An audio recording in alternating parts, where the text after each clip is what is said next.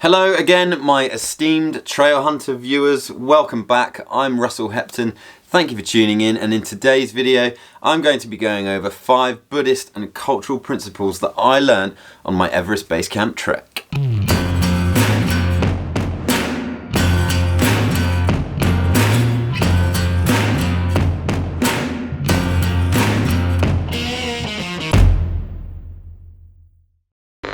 So I just got back from Asia and a month in Nepal. I did a 2-week trek up to Everest Base Camp, and I noticed quite a few things out there that I didn't know about Buddhism and culture, the Sherpa people who live in the mountains in Nepal. So I just thought I'd share this video to give you guys a bit of a lowdown on the things that I learnt. So one of the first things that I learnt was about the prayer wheels and how to use them properly. When I first got there I was just kind of spinning them and not really thinking about why they were there or what they were used for and how to use them.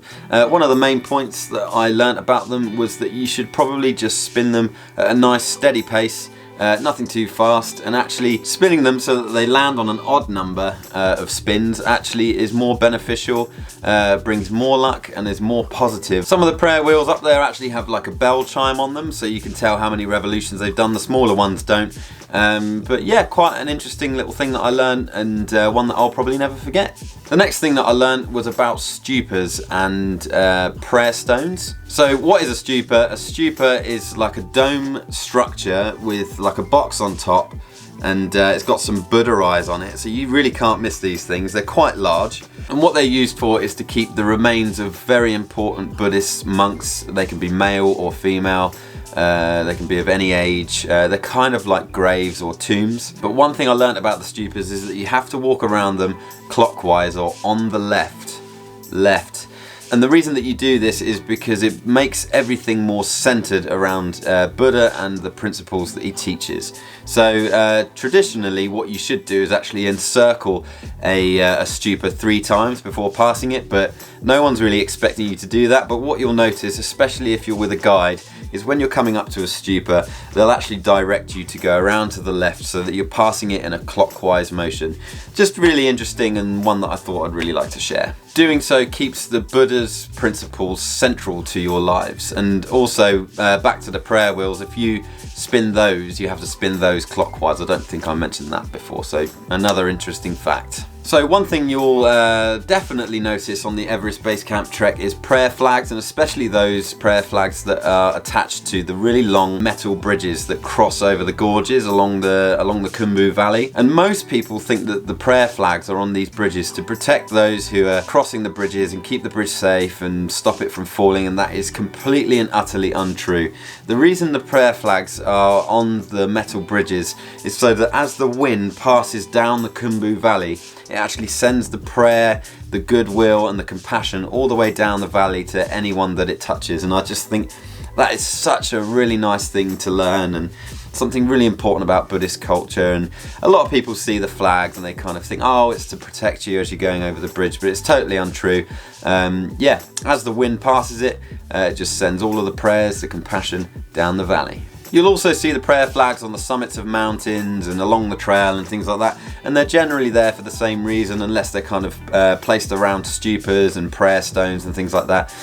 So they're a really nice addition to the trek. The next really important thing that I learned on my Everest Base Camp trek was, who are the Sherpa people? Most people think that the Sherpas are the guides, and they can be the guides, but not all of them are guides. Some people think that they are just the porters, and that's completely untrue. Yes, they can be porters, but the Sherpas can have any job. The Sherpas are in fact the native ethnic group of people who live in the mountainous areas of Nepal, not just around Everest, not just in the east, but in the west. They're the native ethnic group that live there. So when you see a porter or a guide, that's not the Sherpas. The Sherpas are defined by the whole group of people in that area. It is incredibly important that we respect the Sherpa people, and for us to ensure that we're doing our part as guests in their home country to be kind, friendly, courteous and respectful to their culture. Okay, and the final thing that I'd like to talk about is the Tengboche Mani Rimdu festival. When we turned up on the way back down to Lukla, we stopped off in Tengboche for the night, and I was very lucky to see this festival. It's a Buddhist festival, and the first day is the day that I saw, and on that day the local people and members of the public all gather around to watch the meditation and the prayer going on. And what they do is they actually queue up to get blessed by members of the monastery.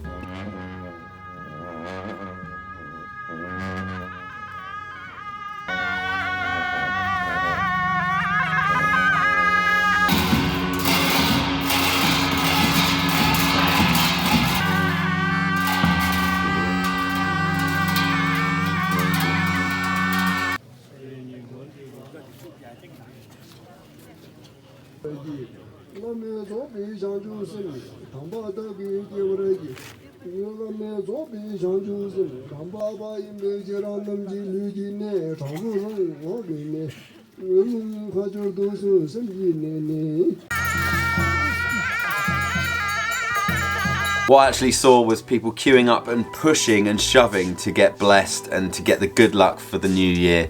And it was just a fantastic thing to see. If you get the chance to see it, I think it's on the 28th of October, around that day. I think it was day 11 of my base camp trek, and it was just a really nice thing to top the entire experience off. So as well as all the trekking and the beautiful scenery and the landscapes, you've got just a vibrant culture all surrounding the entire area of Buddhism and the Sherpa people and everything else that's tied up into the Everest Base Camp trek. So all of these things I thought you'd be very pleased to know about, and whenever you do your Everest Base Camp trek, I hope they help you understand everything about the culture there. Once again folks, this is the end of the video. If you enjoyed it, then hit that thumbs up. Also, don't forget to comment in the comment section below if you've done the Everest Base Camp trek before, if there's anything else that you noticed that you would like to share with the trail hunter community, because we would love to hear from you. If you have any more questions about the culture up in the Himalayas, then do feel free to send your questions my way. I will get back to you as soon as I can. I'm going to be uploading videos just like this a lot more regularly now, about 3 or 4 times a week, so do feel free to consider subscribing to this channel. I hope you enjoy my content, and as always guys, I'll see you in the next one.